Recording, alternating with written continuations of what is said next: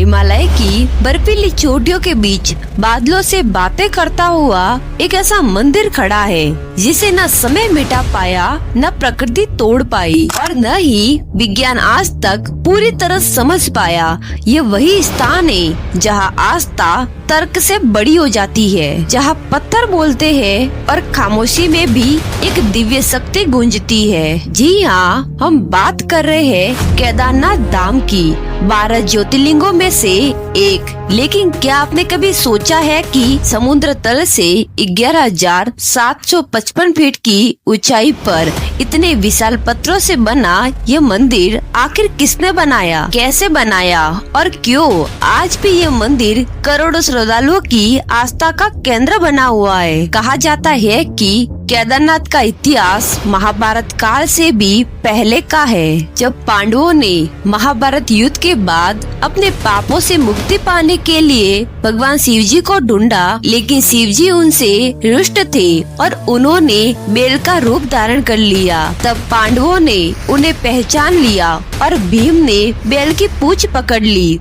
तभी शिव धरती में समा गए और उनके शरीर के अलग अलग भाग भारत के अलग अलग स्थानों पर प्रकट हुए, जिन्हें आज पंच केदार कहा जाता है। केदारनाथ में शिव जी का पीठ भाग प्रकट हुआ था, लेकिन असली रहस्य यही से शुरू होता है, क्योंकि जिस मंदिर को आज हम देखते हैं, कहा जाता है कि उसे आदि शंकराचार्य ने 18वीं शताब्दी में पुनर्निर्मित करवाया। लेकिन सवाल ये है कि उस समय न क्रेन थी, न सीमेंट, न आधुनिक मशीनें, फिर इतने भारी भरकम पत्थर आखिर ऊपर कैसे पहुँचे? वैज्ञानिक कहते हैं कि एक थ्योरी के अनुसार ग्लेशियर्स ने पत्थरों को यहाँ तक पहुँचाया, लेकिन कोई ये नहीं बता पाता कि पत्थर परफेक्टली इंटरलॉक्ड कैसे है। यही नहीं, मंदिर का मुख्य द्वार हमेशा दक्षिण की ओर खुलता है, जबकि अधिकांश हिंदू मंदिर पूर्व दिशा में होते हैं। और सबसे चौंका देने वाली बात यह है कि केदारनाथ मंदिर की गर्भगृह में आज भी एक प्राकृतिक शिला मौजूद है, जिसे स्वयं शंभु माना जाता है, यानी जिसे किसी ने बनाया नहीं बल्कि वो स्वयं प्रकट हुआ था। 2013 की विनाशकारी बाढ़ में जब पूरा केदारनाथ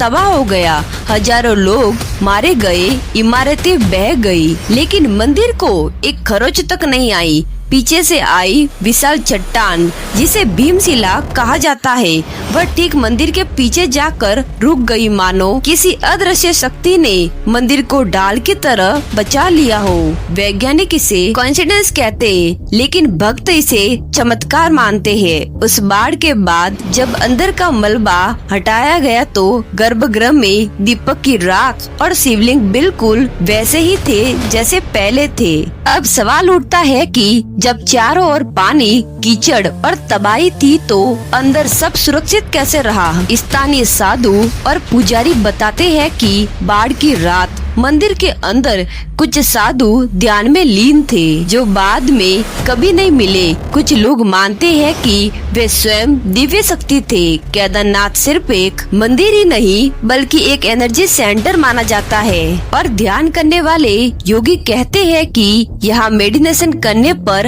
अलग ही चेतना का अनुभव होता है। कहा जाता है कि मंदिर के नीचे एक गुप्त सुरंग है जो सीधा बद्रीनाथ तक जाती है। हालांकि आज तक इसे ऑफिशियली कंफर्म नहीं किया गया, लेकिन पुराने ग्रंथों और लोक कथाओं में इसका उल्लेख मिलता है। जब मंदिर के कपाट बंद हो जाते हैं और पूरा क्षेत्र बर्फ से ढक जाता है, तब भी यहाँ दीपक जलता रहता है। पुजारी नीचे ऊखी मठ चले जाते हैं, लेकिन मंदिर को अकेला छोड़ दिया जाता है। फिर भी हर साल जब कपाट खुलते हैं तो अंदर सब वैसा ही मिलता है, न कोई टूट फूट, न कोई नुकसान।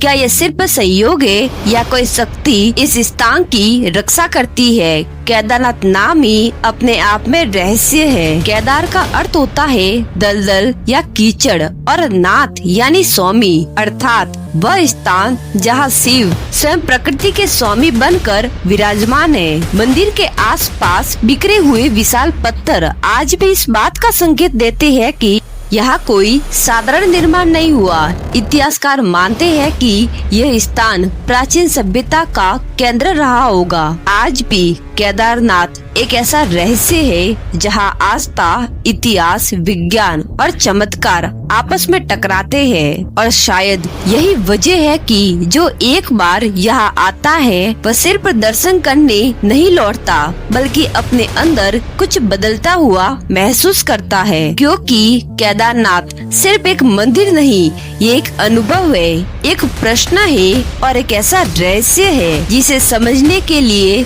शायद सिर्फ दिमाग नहीं बल्कि श्रद्धा भी चाहिए। तो दोस्तों, अगर आपको वीडियो पसंद आई हो तो लाइक करें, शेयर करें और चैनल को सब्सक्राइब जरूर करें और कमेंट में हर हर महादेव जरूर लिखें।